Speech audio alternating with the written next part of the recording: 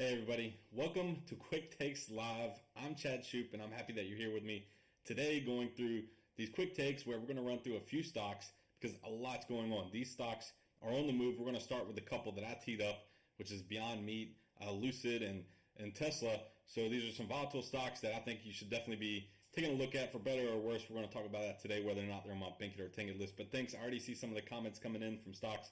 John, you sent 5 over, so those are great. We're going to tackle those today, especially Royal Caribbean, Carnival. They're in the same industry, so very similar stocks. So we'll be able to take a look at those. And Jerry with ChargePoint. So that kind of goes right in hand with Tesla and Lucid, the electric vehicle stocks that we're going to be looking at. So a lot to talk about, and a lot's been happening just in the last couple of weeks, just in the last couple of days. We have Amazon going for a 20-for-1 stock split. That's huge news. And then we have the inflation numbers, which are 40-year highs. Pretty high this morning when it came out, but just keep in mind that's before we're seeing gas prices surge even more here over the last couple of weeks. The first week and a half of March, we've seen gas prices surge, so that's not factored in yet, and we're seeing this basically the sanctions that we're putting on Russia and the crisis that's going on in Ukraine is going to have more of an economic impact on inflation for U.S. It doesn't mean that it's all doom and gloom, but over here we are in the U.S. living it up basically compared to people in Ukraine. We're complaining about $4 or $5 a gallon gas compared to the crisis that's going on over there. So just hearts and thoughts are going to be sent out to the people in Ukraine. I know some friends of ours have family that are still in Ukraine and Russia, so it's a lot going on over there. So hopefully everybody can hear me well. Walter, thanks for checking in on these oil stocks. We'll have a lot to talk about today. So I want to dive right in and kind of go over the couple that I had teed up to get us started, so that way I have time to jump into these as well. So let's take a look.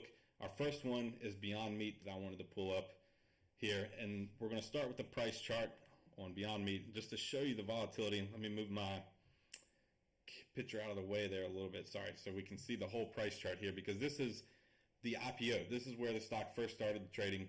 See, it opened lower, closed higher, but this is still the price range from about $45 to $65 a share way back in 2019. So a lot's changed since then, and Beyond Meat's the fake meat distributor.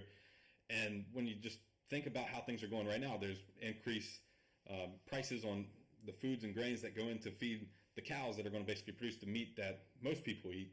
So maybe there's some arbitrage opportunity for Beyond Meat to basically bring their prices down and take a bigger part of the market share. Because I remember back when the pandemic hit and shelves were cleared out, there was still like the section on the shelves of fake meat. Nobody was touching it.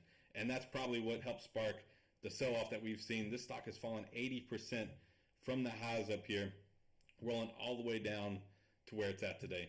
And I've been talking about this in True Options Masters lately, just looking at these stocks that have just been crushed.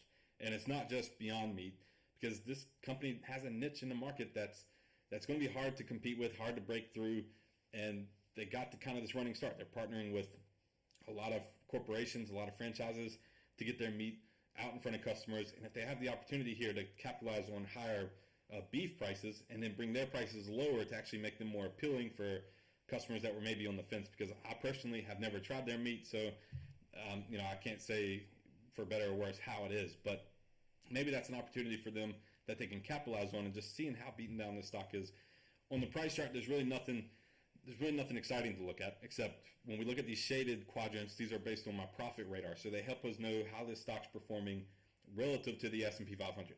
So when it's green, it means it's leading the market. Then when it's red, it's lagging the market, but we have the motions in between kind of indicating the momentum. Now, blue is improving. So that's what you want to see after the lagging. Then we want it to go in improving, turn blue, and then green leading, and ultimately push the stock higher during that phase. That's really bullish to see. You can see back here when it was lagging, and actually throughout this whole year, when it goes from lagging to improving, we still see weakness and it continues to go lower. And then it just went back into lagging. So it never even made it back up to improving most of the time. And when it did, like we see down here, it didn't really go up while it was improving. It was headed lower. So that was a bearish sign to see based on how it's rotating on that profit radar that I've used before. So where we're at now, we're back deep into the lagging quadrant, looking for this to turn higher.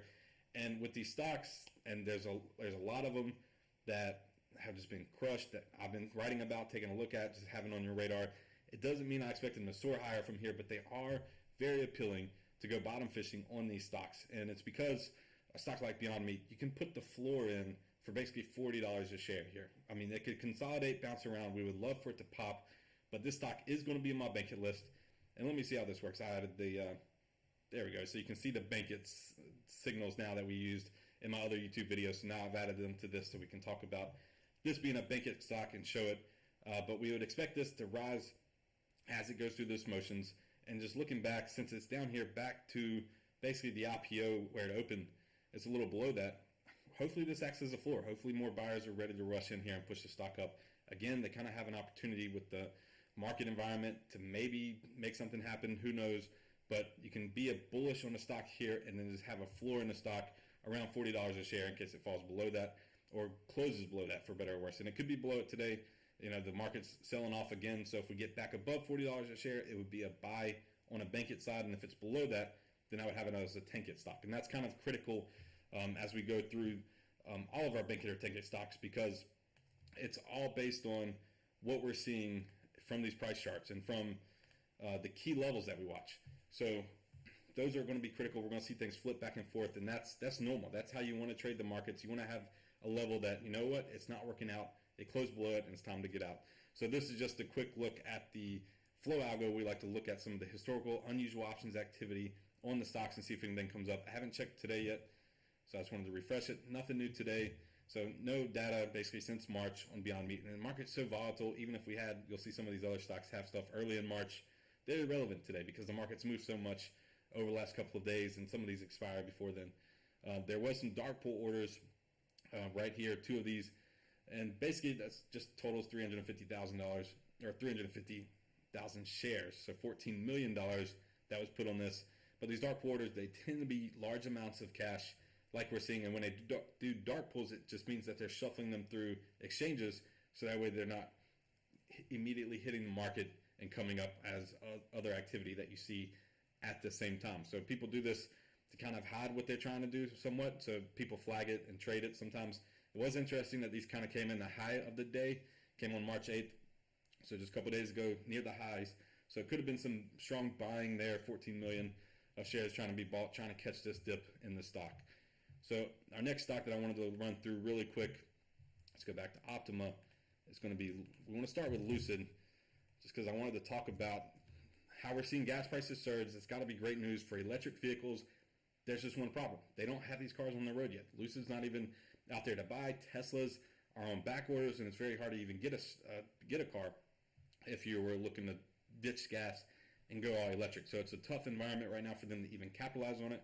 We saw nickel prices were making record surges and being taken off the London exchanges because prices are soaring on nickel, and they said that's going to make electric vehicles go up as well. So they got some headwinds on prices. I saw the Model Y, I think that news came out today or yesterday, that they're increasing their prices by $1,000, and that's the low-end SUV that they have. Model X is the higher-end one. So seeing that they're low-ends, they're having to bump up prices. That's for Tesla. And then here for Lucid, this one is going to be on my Tankit list.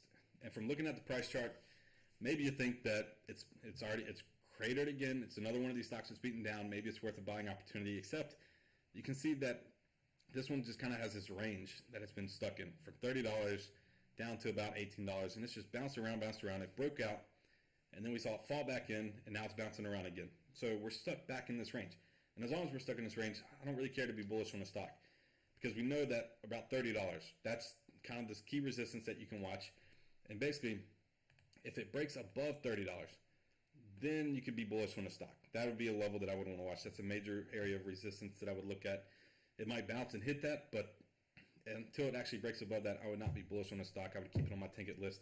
And another reason, so that's the price chart reason. Also, we see it in the profit radar. It's in blue, so it's heading lower in the improving quadrant, which we mentioned is a bearish sign to see.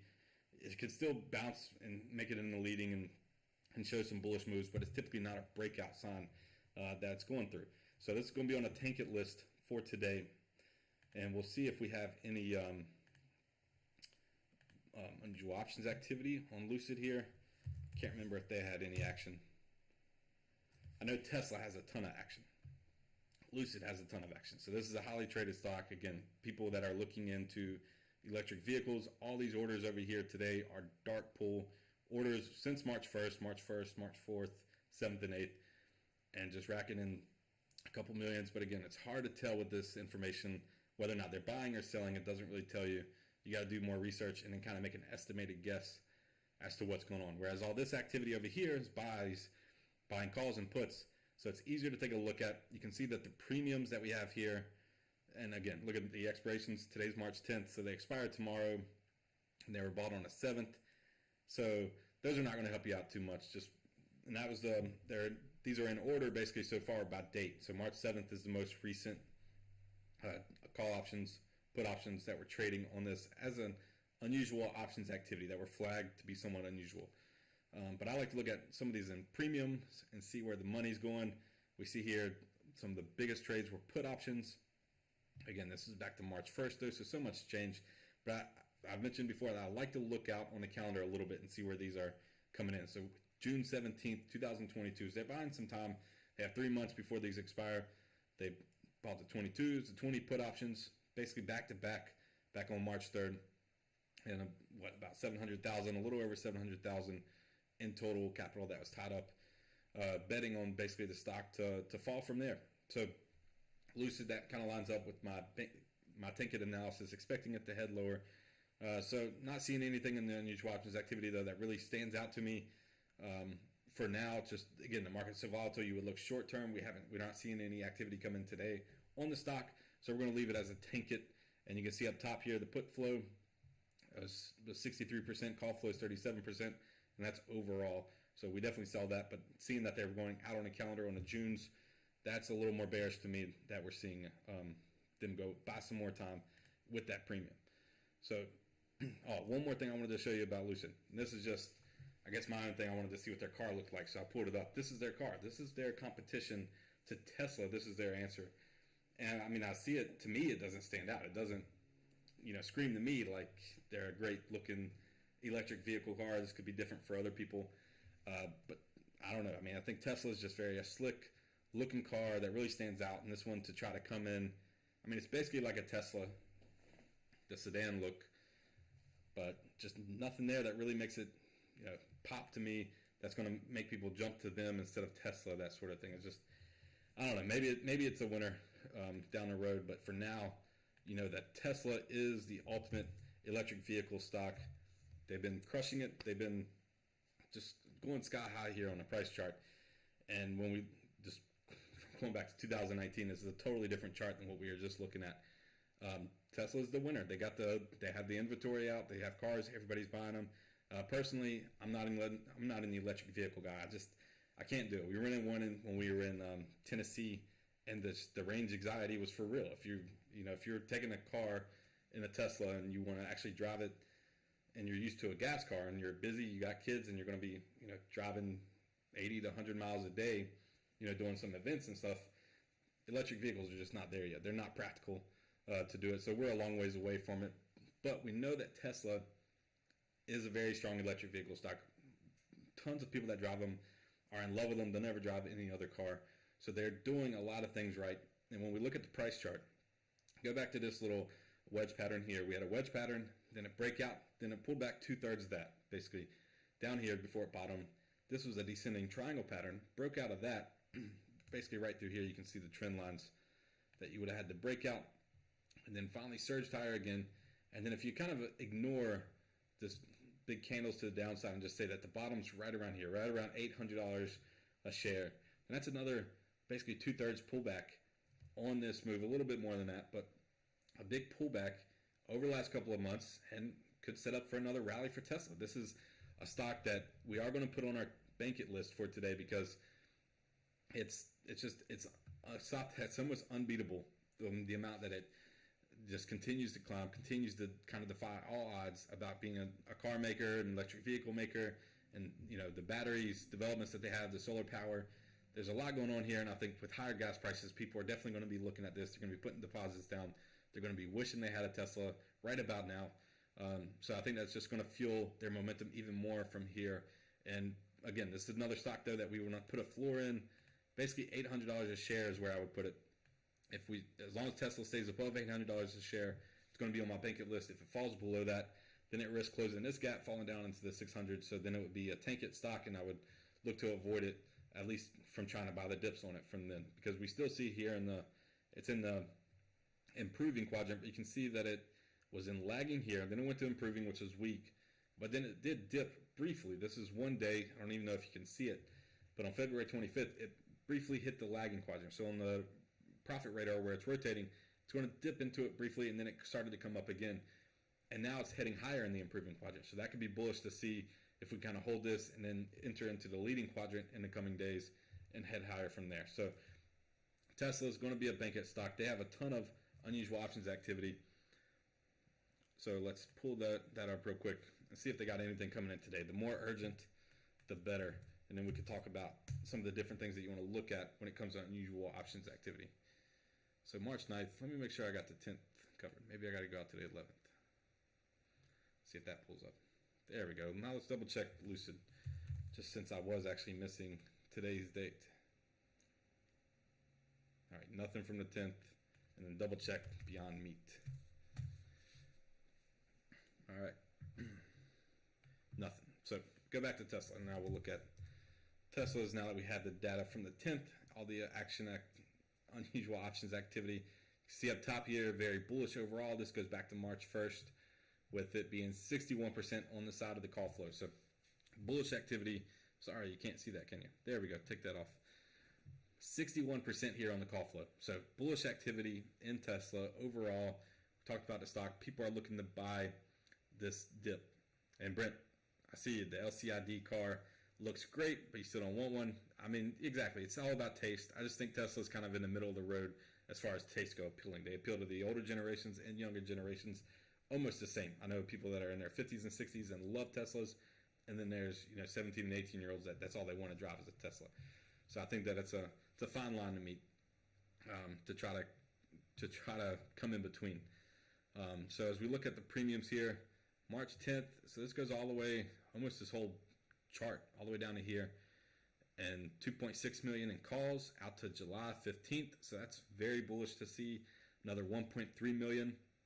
In calls, and they went out of the money. They bought the 1,050 calls. So very bullish activity here. The sweeps, these are more bullish to see because it means that there's an urgency in putting these options on. The sweep means that they just want to get it filled right away, as quick as they can. A block means they're picking their exchange, they're picking their price, and they want to get their price more so than the urgency.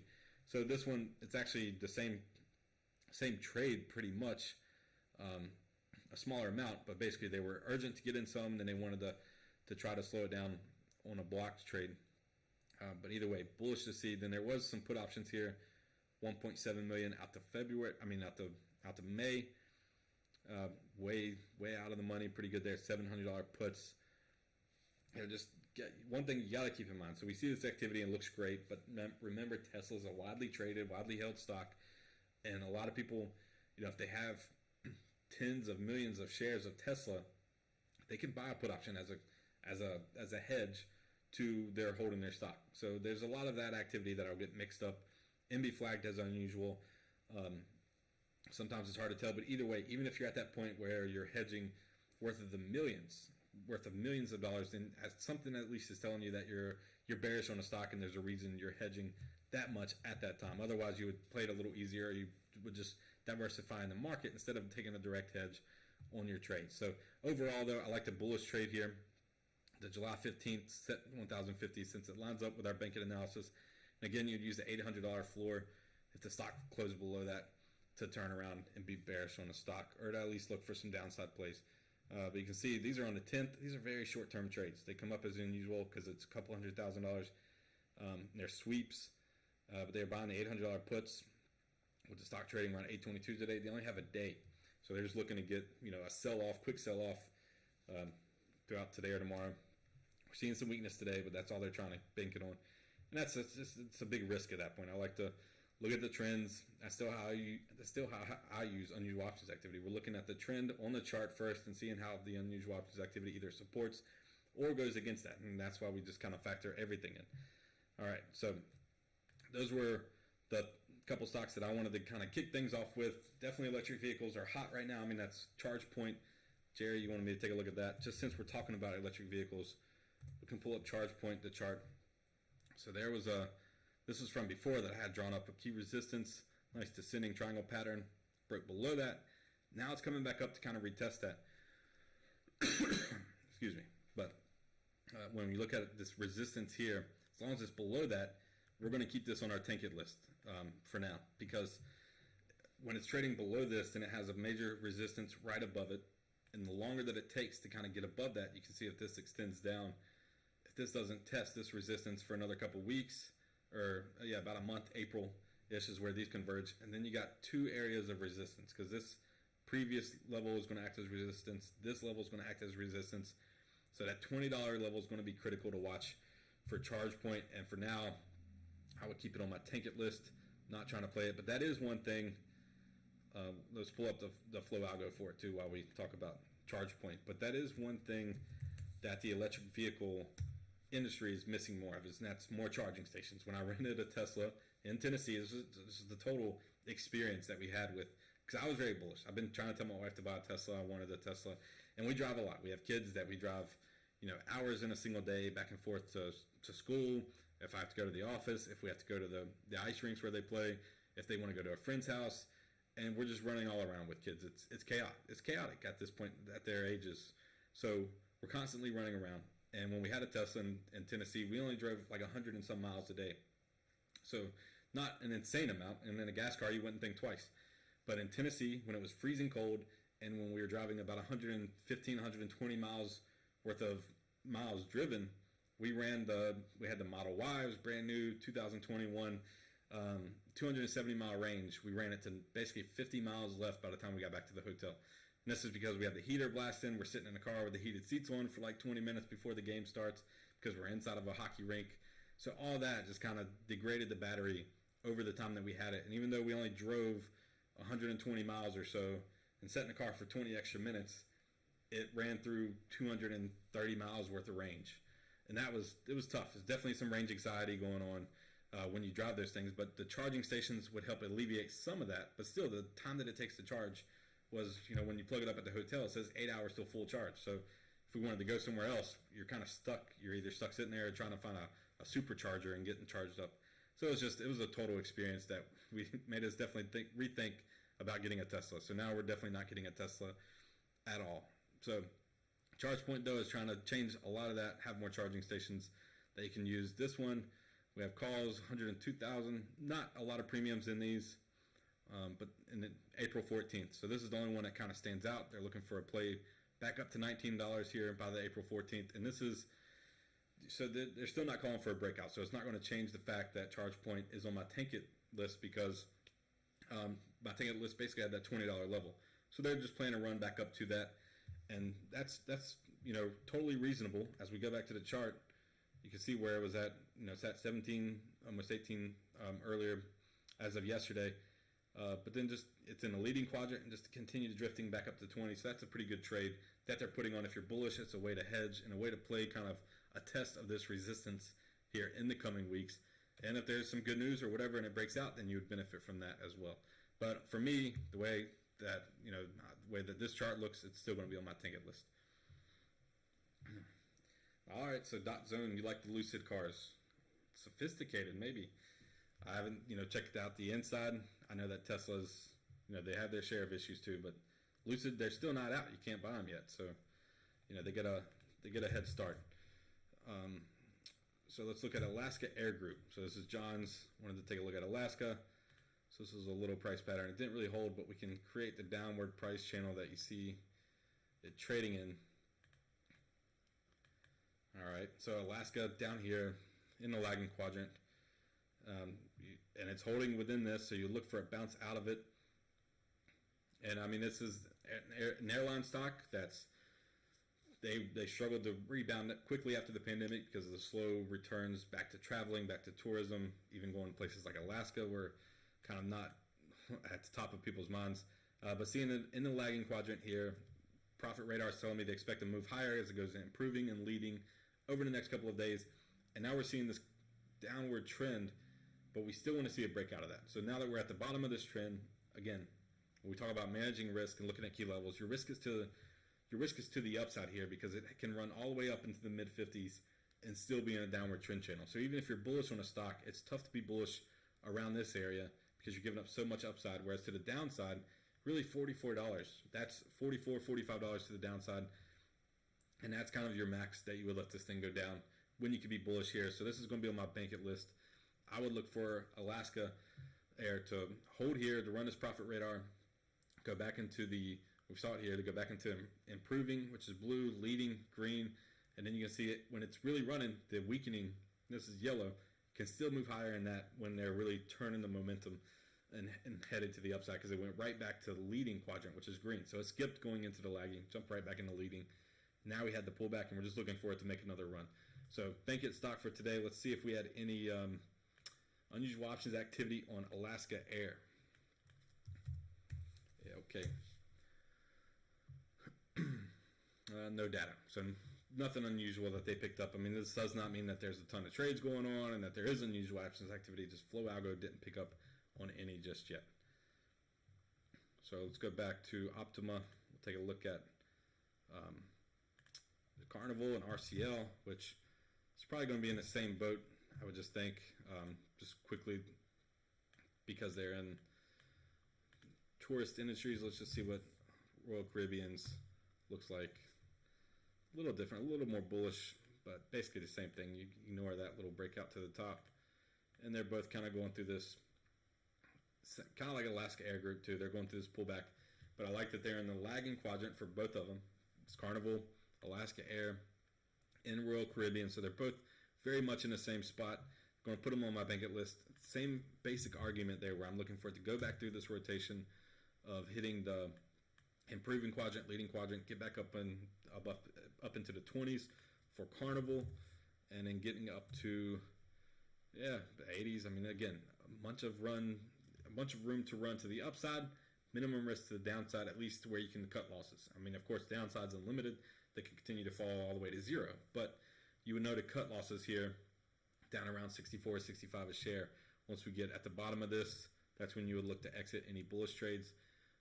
So both of those right now are going to be on my bankit list, and for the same reasons that we're seeing in the price charts. It's basically identical for even Alaska Air, but maybe these, see if they got some unusual options activity that we can talk about and pull up. I'm sure Carnival has a ton of activity here, but again, because of the volatility, I like to focus on more recent trades.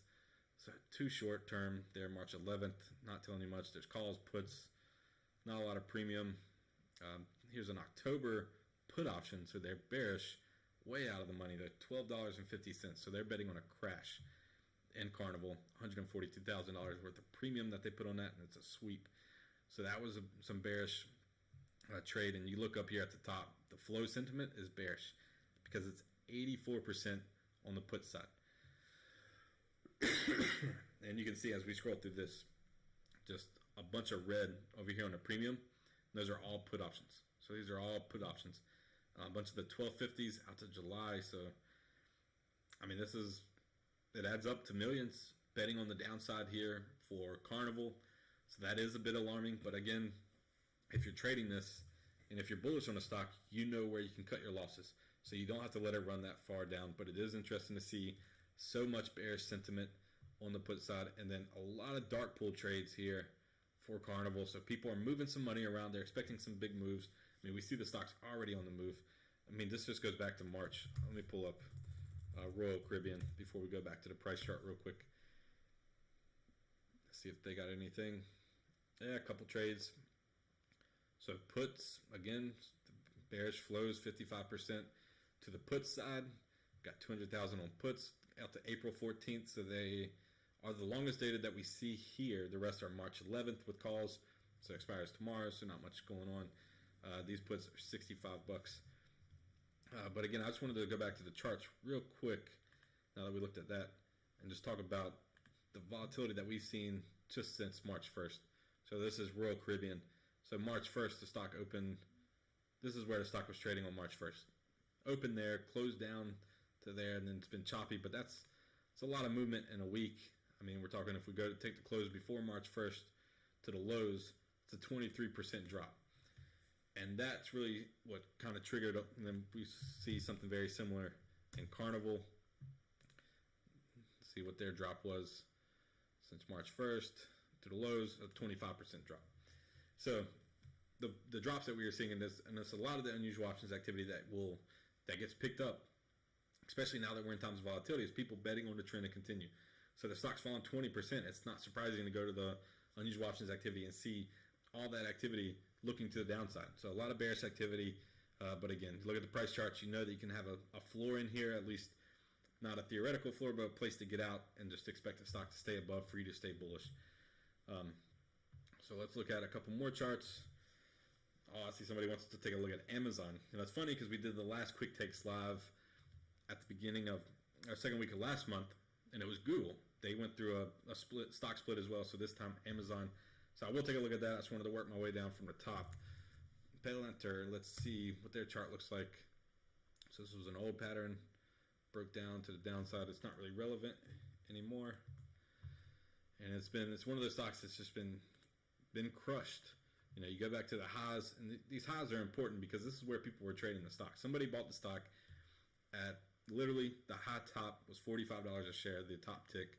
Somebody bought it there thinking that this stock was going to keep going up. It's fallen 75% since then. 75% drop since January 2021, so just over a year. And this was after the big run since it went public, then crashed lower. So, I mean, this is another one of the stocks that you're just technically bottom fishing on. There's nothing really in the price chart that's going to get you excited about what you're seeing here. It's sliding lower. But, you know, it's worth going bottom fishing and just putting a floor in, basically at $10 a share, just below this. Don't want it to fall below that because, of course, it can always continue to fall back down to $5, $6 a share, even $1 or $2 a share. It can just, the floor has no limits. Just because the stock's falling 75% doesn't mean it's about to fall. Doesn't mean it can't fall another 75%. So always keep that in mind. I know we look at these charts and we like to think that the bottom of the chart is the floor. It's not. You know, it's got a long ways to go before we get down here near zero. So that's where the real floor is, $0 a share.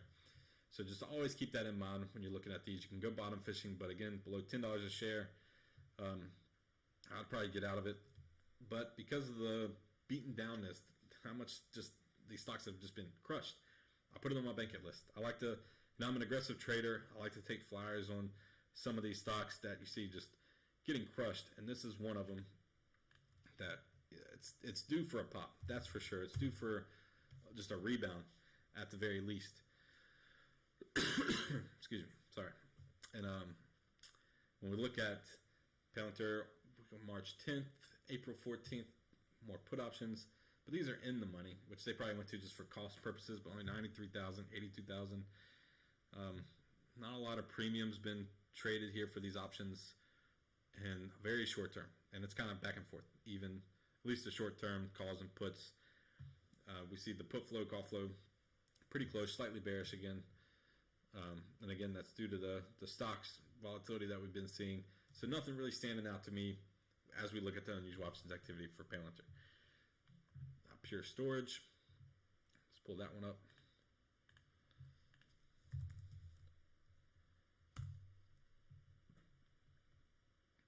So this stock is already bouncing higher. That's nice to see.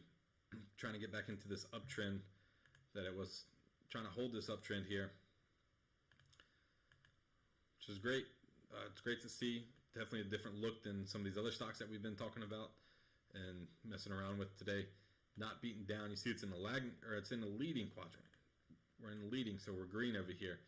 So that does tell you that the run, there's nothing to be scared of when it's in green, though. It doesn't mean that it's going to pull back or a drop's coming, because green is very bullish. It means it's leading the market, and that's when you tend to see the biggest moves. I like to try to catch them down here in the lagging and then hold them as they make that run. But just because they're in the leading doesn't mean that the run's over by any means. So pretty bullish chart here for the stock. We have a nice support line running up that you can use as the floor for pure storage. So this is going to be a bank it stock, because I love stocks that are trended higher. Just play with the trend, and that's something that I wanted to talk about today too. Is just move that over so you can see. It's just the volatility that we're seeing in the market. So many uncertainties, so many things that it's like it's just never happened before. It just seems so kind of crazy. And then what are we going to do with our strategy? Are we going to adjust it, change it, make a bunch of changes? No, I don't like to adjust what you're doing, because what you're doing tends to work. When we look at these key levels, we're just trying to figure out the key trends in the chart that are worth watching, that are worth trading, and the key levels that are worth reacting to. If it falls below it, again, it goes to my ticket list. Maybe look for bearish trades. If it's above it, we want to stay bullish. For this one, it's making higher highs and higher lows, and we're kind of in the middle of the next run up. So you would love for this to get back up to higher highs above $34, $35 a share before it makes another low, which would fall back down here to the support. But even if it does make another low, that's okay. This is the key support to watch. That's the key level. So as long as it stays above that, this is going to be on our bank-it list for today, and we're going to look for that to run higher. Now, let's go see if there's any unusual options activity in this one real quick. I see Walter talking about the sweeps on BP. $30 strike. We'll take a look at that one in just a second. Thanks for pointing it out. So no data on Pure Storage. Why don't we pull up BP real quick and see if Floago picked up that one on March 8th.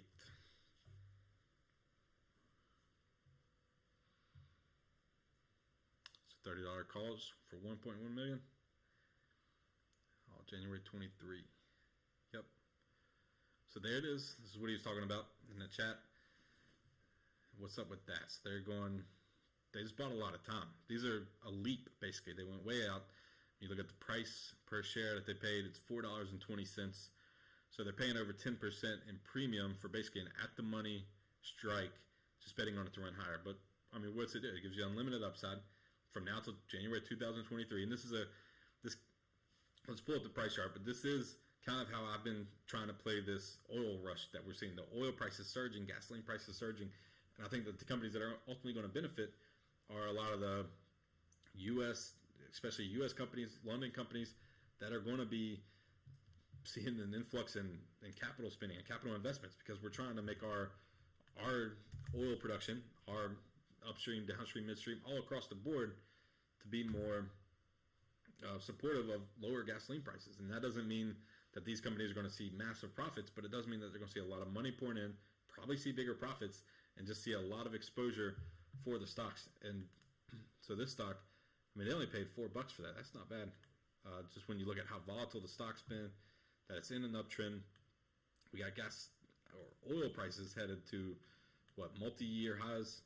I mean, it's just surging higher, and now we got a stock in an uptrend, and they're playing it to the upside. So things are really lining up. I mean, this would definitely be on my bank-it list. We have it here making higher highs and higher lows in the short term.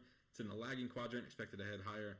You see they came in here at 30s, but they balled out till January 2023, so they just have plenty of time. They would need to get up above $34 a share, technically, for them to really start making money on this. If it moves in the short term, you all know how options work. You can still generate some big profits if you buy out January 2023 and this stock shoots to $34 over the next couple of months. They're going to be doubling their money, or more than doubling their money, on that trade, even though the stock's trading technically at break even. So they would probably look to close it out then, if that was the case, if they got that quick move higher. But if not, then they bought plenty of time to let this run from here. But again, we have the key support that we can watch. If it breaks below that, we'd be bearish. But overall, it's not a bad unusual options trade. I like the setup for BP. This stock is definitely going to be on our bank-it list for today. Let me see if I'm missing some of these earlier stocks. ChargePoint. You also have Oxy, CNQ. Look at these oil stocks. I mean, the oil is definitely on the move. I do like, at this point with oil prices surging higher, they could continue to run. But I'm saying that even if oil prices slow down, if the U.S. starts to mitigate some of the higher oil prices with unleashing reserves, whether it's lowering taxes, doing something to just relieve the pain at the pump, because that's really how we feel it. And like the inflation number this morning, I know that I even saw the press release from President Biden kind of pushing it on the sanctions in Russia and the crisis that we're seeing in Ukraine and how that's already impacting inflation. But really, those sanctions kind of came in at the very end of the month and over the last couple of weeks. And then those sanctions are also going to take time to play out. Even Biden mentioned it himself. I mean, I followed this whole war just closely, just trying to have a better understanding. And, Ukraine was asking for more support. And Biden was saying that the sanctions, well, we got to give it a couple months to see how they play out. I mean, we already know it's crushing the Russian economy, but we got to have their people basically revolt a bit against Putin to where they're going to make a change for the way that they're doing things, but it takes time. And same with the sanctions, when they come back and hit us for inflation and as we see oil prices rise, it's going to take some time for it all to play out, I think. And when you look at a stock like Oxy and some of these other oil producers and oil companies, I didn't even zoom out on BP's chart, but the fact that they're so far off their all-time highs. I mean, 2014 is when most of them peaked, but they still have plenty of room to run, and we're back in another just peak environment for these stocks. Let me take that Bankit sign off. Sorry about that. But we're back in another perfect environment for oil companies to really make a run higher here. So it's hard. You can't really be bearish on oil stocks right now. This is a breakout that we saw go on. I mean, it started to break out before then, but it didn't just shot higher. This was the breakout. Then you had the retest. Then a big breakout. So as far as they were definitely on our Bankit list. They're definitely Bankit stocks. Oxy. I'll take a look at some of the other ones real quick too. But the thing to know is that doesn't mean that they shoot higher. This is like the parabolic move that already happened. I don't think we're going to see it do a parabolic move again. Doesn't mean that these stocks are not going to continue to run and continue to make a big push higher, but they could consolidate for weeks or months and then make another run higher as some of these investments start to hit and the changes that we're going to be making to the entire oil industry that's going to be helping out these stocks. So this is one that is at all-time highs, Canadian Natural Resources. So this is a different look, but again, all-time highs, these big, seeing these runs to the upside, higher highs, higher lows, it's very bullish. So it's definitely a Bankit stock. As far as trading it, you can zoom in, you can see some more of the key trends. Just this little like rising wedge pattern here, had to break out, pull back a little bit. So it's important to zoom in on these charts and not to get hung up on the fact that it's just been in a moonshot higher. You want to zoom in, find the key levels, look for the key levels to watch. So this $56 a shares. The bottom, you want to keep it on your Bankit list as long as it's above that, and look for this thing to run higher. And as far as Oxy goes, I don't know if I gave you a key level to watch on that one, but a very similar thing. I mean, it's a stronger breakout, but I mean, you'd have to look for this thing to fall back to $45 a share before you'd be worried about the pullback.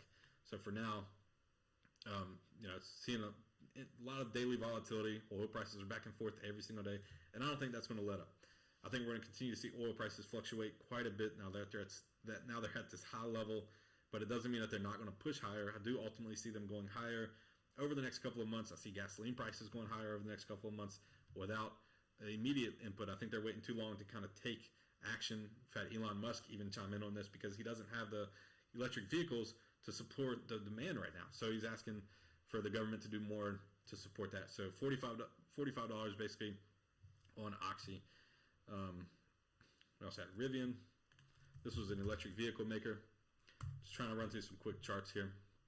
And this is just since it became public, just been sliding lower. And this kind of goes back to the same Lucid electric vehicle car argument, is that they got to compete with Tesla. They got to compete with all the other automobile manufacturers that are rolling out electric vehicles left and right.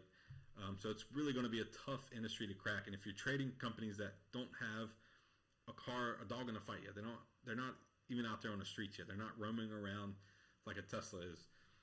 Some of these companies are simply not going to make it. Their stocks are going to fall to zero because there's a ton of competition right now. So just always keep that in mind. Seeing that it's falling lower, it's in a lagging quadrant. But this one, again, I think if I'm playing an electric vehicle stock, the only one that I would play right now is going to be Tesla. So this would be on my Tankit list for now. But something to look for to get back in is just kind of this consolidation range that we had here. It fell.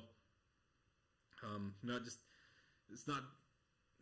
I guess this just isn't my favorite electric vehicle stock. They're all, you could pick one, maybe take a flyer on it. Just know that they could fall to zero. If you're playing it to the upside, $40 is kind of the downside limit. You just can't let them fall much lower. But $60 is where I would look for to get back above it, and then I would be more bullish on this stock. So for now, I want to have this on my Tankit list. And then Amazon, quickly, just wanted to see. I mean, they're up 5% today, which isn't going to show on this price chart, but you can see that the stock was slipping a little bit. I mean, it was definitely a winner out of the pandemic, was trending higher, nice uptrend, and then broke below that. So now it's trying to establish a downtrend. So even though the 5% up move today, it doesn't really get it out of this downtrend that it could be in developing here. So this is something to keep an eye on. I mean, the stock split for Tesla, for Amazon, was very bullish. I mean, Tesla maybe made it very popular when they did their stock split and then went on to run an enormous run after that. So for Amazon going through a stock split. Google's going through a stock split. They're trying to do the same thing, lower their price so that way people can actually get in and trade these and be more active. But you see that it's hitting some bearish momentum right now. So I would have Amazon on my tank it list for today, and that's a bold call because kind of like how I say I don't use electric vehicles. I used to be like that about Amazon. I was never using Amazon, but then the pandemic hit, and then we got Amazon Prime, and we started using Amazon for pretty much everything. I still try to price shop some things, but Amazon is so convenient, and they tend to have everything when a lot of stock is limited. At other places right now, you can tend to find things that are close to it at Amazon. So now that I'm using Amazon pretty much all the time, it's funny to see that their stocks finally topped and started to pull back a little bit. So it's like I'm always late to the show, and I'll probably be late to the show when it comes to electric vehicles too. So I don't use that as a bias. Like right now, I use Amazon more than anything. I don't see how Amazon could be losing any money.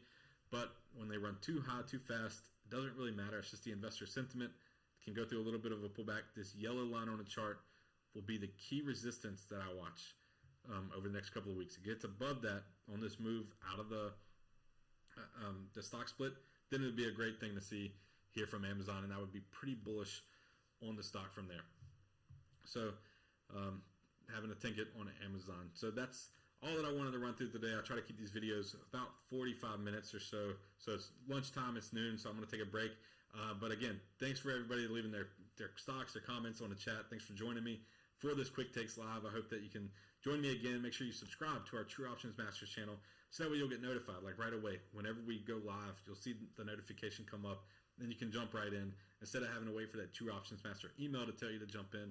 It's just a more convenient way because we're going to be doing more live videos in the weeks and months ahead. So again, thanks for joining me today, and I'll see you next time. Till then, Chad Shoop.